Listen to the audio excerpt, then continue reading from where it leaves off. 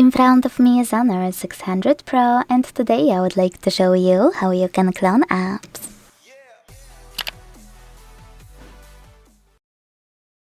Begin by opening Settings and scrolling to tap on Apps over here.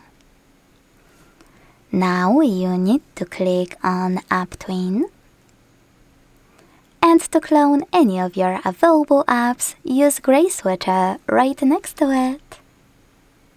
Then wait, and when you finished, go back to check it out. As you can see, my app was successfully cloned.